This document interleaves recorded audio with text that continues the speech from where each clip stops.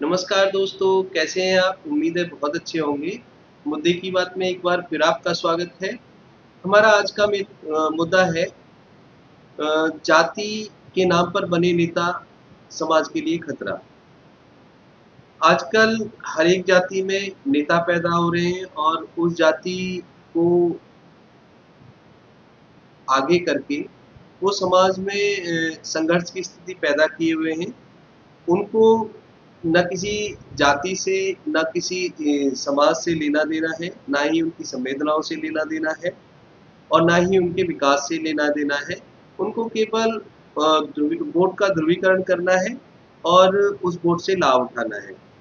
तो इस तरह के जो प्रयास हैं वो देश और समाज दोनों के लिए खतरनाक हैं।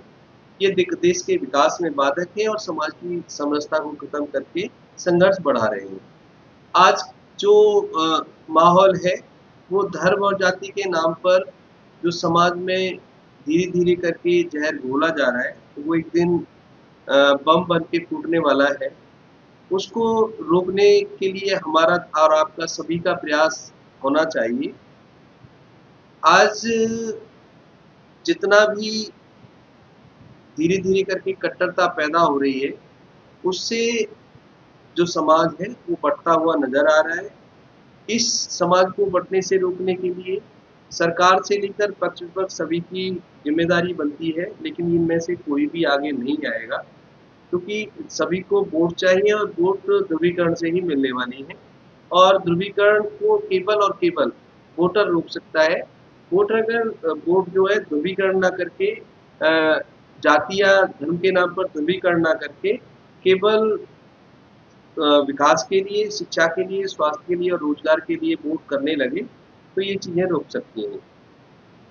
देश में बढ़ते जाति प्रमाण पत्र, जाति और धर्म के नाम पर मिलती सुविधाएं समाज को बांट रही हैं और ये बढ़ता हुआ समाज धीरे-धीरे करके संघर्ष की तरफ बढ़ता जा रहा है।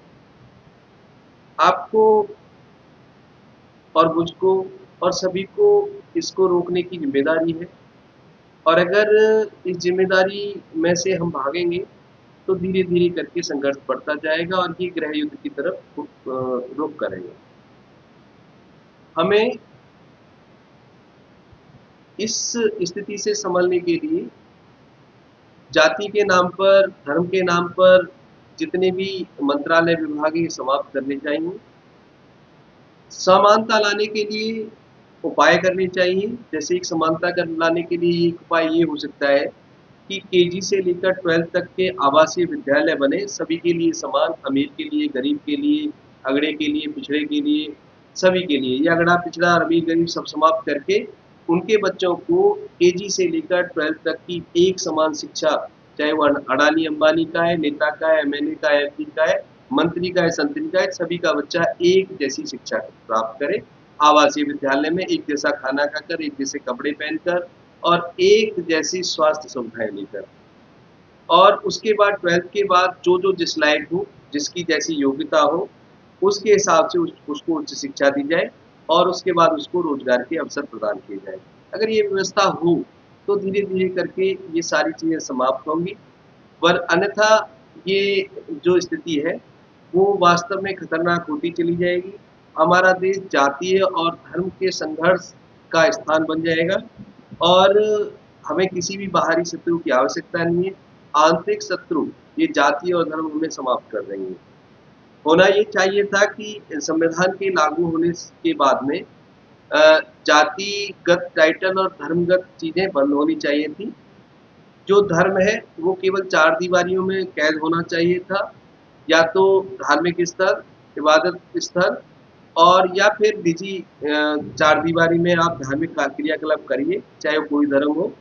बाहर धार्मिक चिन्ह पहनना, धार्मिक दिखावा करना सब बंद होने चाहिए। बाहर एक जैसे पहनावे में आदमी को आना चाहिए, जिससे कि बाहर ना पहचान पड़े किस धर्म का है, किस ऐसे ही जाति के जो टाइटल है वो बंद हो और जाति के प्रमाण पत्र भी बंद हो, जिससे कि जाति भी धीरे-धीरे समाप्ति की तरफ चले और सभी के लिए समान रोजगार, समान स्वास्थ्य और समान मकान और खाने का इंतज़ाम हो सके। तो ये चीज़ें आपको लगती हैं कि एक मुद्दा है? आपको लगता है कि ये चीज़ें समाप्त होकर एक समान समरसता वाला समाज स्थापित हो, तो आप कमेंट करके बताइए कि उसके लिए क्या उपाय होने चाहिए।